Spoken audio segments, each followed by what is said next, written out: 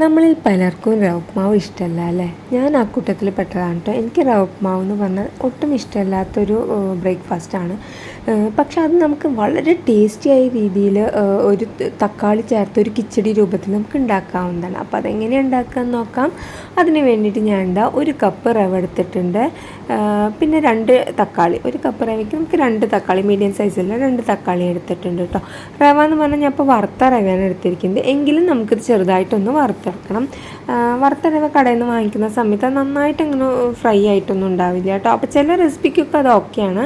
പക്ഷേ ഈ ഒരു ഉപ്മാവൊക്കെ ഉണ്ടാക്കുന്ന ടൈമിൽ നമുക്ക് കുറച്ചും കൂടി അതിൻ്റെ ഒരു വറവ് സ്മെല്ല് വരേണ്ടതാണ്. അപ്പോൾ അതിന് വേണ്ടി ഞാൻ ചെറുതായിട്ട് ഒന്നും കൂടി ഒന്ന് റോസ്റ്റ് ചെയ്തെടുക്കണം കേട്ടോ. മീഡിയം ഫ്ലെയിമിലിട്ടിട്ട് കണ്ടില്ലേ, ഈ ഒരു പരുവം വരെ ഞാൻ ഇതൊന്ന് വറുത്തെടുത്തിട്ടുണ്ട്. അത് അവിടെ ഇരിക്കട്ടെ. ആ സമയം കൊണ്ട് ഞാൻ ആ 2 തക്കാളി ഒന്ന് പേസ്റ്റാക്കി എടുത്തിട്ടുണ്ട് കേട്ടോ. വെള്ളം ഒട്ടും ചേർക്കാണ്ട് അരച്ചെടുത്താണ്. പിന്നെ അത് കൂടാതെ വേറൊരു തക്കാളിയുടെ പകുതി മാത്രം മതി. അത് ചെറിയ പീസസ് ആയിട്ട് കട്ട് ചെയ്തിട്ടും വെച്ചിട്ടുണ്ട്. പിന്നെ പൊടികളായിട്ട് ഇതിലേക്ക് ഒരു 1/4 ടീസ്പൂൺ മഞ്ഞൾപ്പൊടി, ഒരു 1/2 ടീസ്പൂൺ മുളക് പൊടി, കാശ്മീരി ചില്ലിയാണ്, എരിവില്ലാത്ത മുളക് പൊടിയാണ് ചേർക്കുന്നത്. പിന്നെ അതാ ഒരു ചീനച്ചട്ടി വെച്ചതിന് ശേഷം അതിലേക്ക് ഞാൻ കുറച്ച് എണ്ണ ഒഴിച്ചു കൊടുത്തിട്ടുണ്ട്. എണ്ണ ചൂടായി വരുന്ന സമയത്ത് അതിലേക്ക് കടുകിട്ട് പൊട്ടിക്കാം. കടുക് പൊട്ടി വരുന്ന സമയത്ത് അതിലേക്ക് കുറച്ച് ഉഴുന്നുപരിപ്പും കടലപ്പരിപ്പും കൂടി ഇട്ട് മൂപ്പിച്ചെടുക്കുന്നുണ്ട് കേട്ടോ. പിന്നെ അതിലേക്ക് ഞാനൊരു മീഡിയം സൈസ് സവാള, ഒരു ചെറിയ പീസ് ഇഞ്ചി, ഒരു പച്ചമുളക്, കുറച്ച് കറിവേപ്പിൻ്റെ ഇത്രയും ഞാൻ കട്ട് ചെയ്ത് വെച്ചിട്ടുണ്ടായിരുന്നു. അതും കൂടി നമുക്ക് ചേർത്തിട്ട് നന്നായിട്ടൊന്ന് മൂപ്പിച്ചെടുക്കാം കേട്ടോ. ഒരു ചെറുതായിട്ടൊന്ന് സോഫ്റ്റായിട്ട് ഒരു ഗോൾഡൻ ബ്രൗൺ കളർ ആവാൻ തുടങ്ങുന്ന ആ ഒരു ടൈം വരെ നമുക്ക് ആ ഉള്ളി ഒന്ന് മൂപ്പിച്ചെടുക്കാം. കണ്ടില്ലേ, ഇത്രയും മതിയാവും കേട്ടോ. അപ്പോൾ ഉള്ളി നന്നായിട്ട് തന്നെ മൂത്ത് കിട്ടിയിട്ടുണ്ട്. ഈ ഒരു സമയത്ത് നമ്മൾ എടുത്തു വെച്ചിരിക്കുന്ന പൊടികൾ അതിലേക്ക് ചേർത്ത് കൊടുക്കാം. മഞ്ഞൾപ്പൊടിയും മുളക് പൊടി എന്ന് പറഞ്ഞാൽ എരിവിന് നമ്മൾ പച്ചമുളക് ചേർക്കുന്നുണ്ട് കേട്ടോ. ഇത് ജസ്റ്റ് ഒരു കളറ്, ചെറിയൊരു കളറ് കിട്ടാൻ വേണ്ടിയിട്ട് ഞാനൊരു 1/2 ടീസ്പൂണോളം കാശ്മീരി ചില്ലി പൗഡറാണ് എടുത്തിരിക്കുന്നത്. അപ്പോൾ അതും കൂടി ചേർത്തിട്ട് അതിൻ്റെ പൊടികളുടെ പച്ചമണം മാറുന്നത് വരെ നമുക്കൊന്ന് വഴറ്റിയെടുക്കാം. ഇപ്പോൾ ഇതാ കണ്ടില്ലേ, ഇത്രയും തന്നെ മതിയാവും കേട്ടോ. നമ്മുടെ പൊടികളൊക്കെ നന്നായിട്ടൊന്ന് മൂത്ത് വന്നിട്ടുണ്ട്. ഈ ഒരു സമയത്ത് നമ്മൾ അരച്ച് വെച്ചിരിക്കുന്ന ആ ഒരു തക്കാളി പേസ്റ്റ് ഇതിലേക്ക് ചേർത്ത് കൊടുക്കാം. വെള്ളം ഒട്ടും ചേർക്കാണ്ട് നമ്മൾ അരച്ചെടുത്തതാണ് കേട്ടോ. ഇനി ആ തക്കാളി പേസ്റ്റും കൂടി ചേർത്തിട്ട് നന്നായിട്ട് അതൊന്ന് എന്താ പറയുക, ഒന്ന് പച്ചമണമൊക്കെ മാറി ഒന്ന് വറ്റി വരണം. 4 പുറത്തൊന്നും എണ്ണ തെളിഞ്ഞ് വരാൻ തുടങ്ങും കേട്ടോ. ആ ഒരു സമയം വരെ നമുക്കിതൊന്ന് വഴറ്റി കൊടുക്കാം. കണ്ടില്ലേ, ഇപ്പോൾ തക്കാളിത്തെ ആ ഒരു വെള്ളമയൊക്കെ മാറിയിട്ടുണ്ട്. അതിൻ്റെ പച്ച മണമൊക്കെ മാറി കിട്ടിയിട്ടുണ്ട്. 4 പുറത്തുനിന്ന് എണ്ണയൊക്കെ തെളിഞ്ഞ് വന്നിട്ടുള്ളൂ.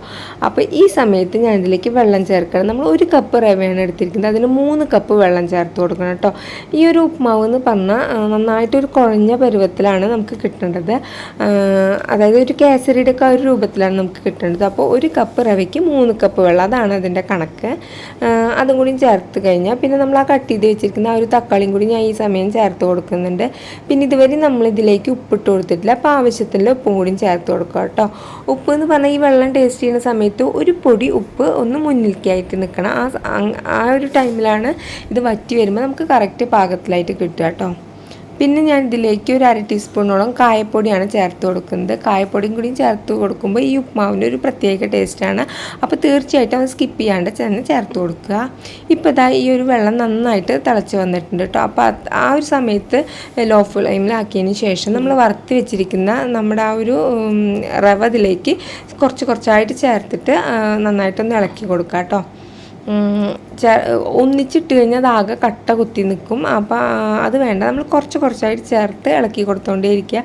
ഇതിപ്പോൾ ഞാൻ ഒരു കൈ കൊണ്ട് വീഡിയോ എടുക്കുന്നുണ്ട്, ഒരു കൈ കൊണ്ട് ഇടുന്നുണ്ട്. അതുകൊണ്ട് എനിക്ക് ഒന്നിച്ച് തന്നെ ഇളക്കാൻ പറ്റുന്നില്ല. അതുകൊണ്ടാണ് ഞാൻ കുറച്ചിട്ട് കഴിഞ്ഞിട്ട് അങ്ങനെ ഇളക്കുന്നത്. അപ്പോൾ അതല്ലാണ്ട് നമ്മൾ വീട്ടിലാവശ്യത്തിനൊക്കെ ഉണ്ടാക്കുന്ന സമയത്ത് നമ്മൾ ഒരു കൈ കൊണ്ട് റവ കുറേശ്ശെ ഇട്ട് കൊടുക്കുക, മറ്റു കൈ കൊണ്ട് അപ്പം തന്നെ അത് നന്നായിട്ട് ഇളക്കി യോജിപ്പിക്കുക കേട്ടോ. കട്ടകളൊന്നും ഇല്ലാണ്ട് പെട്ടെന്ന് തന്നെ യോജിപ്പിച്ചെടുക്കാം. ഒന്നിച്ചും കൊട്ടി കഴിഞ്ഞാൽ അടിയിലൊക്കെ ഇങ്ങനെ കട്ടയായിട്ട് ഇരിക്കും കേട്ടോ. അപ്പം ഞാൻ എന്താ കുറച്ചായിട്ട് മുഴുവനും ആ റവ ഇട്ട് കൊടുത്തിട്ടുണ്ട്. നമുക്ക് നന്നായിട്ട് ഇതൊന്ന് കെട്ടാണ്ട് നമുക്കിതൊന്ന് മിക്സ് ചെയ്തെടുക്കാം.